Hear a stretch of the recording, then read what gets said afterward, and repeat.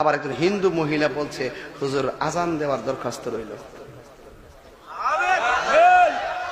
মুসলমান না হিন্দু?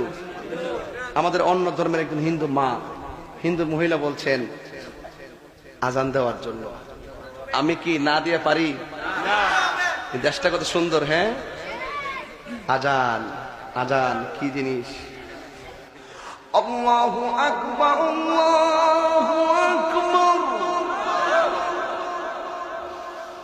আল্লাহু আকবার, আল্লাহু আকবার।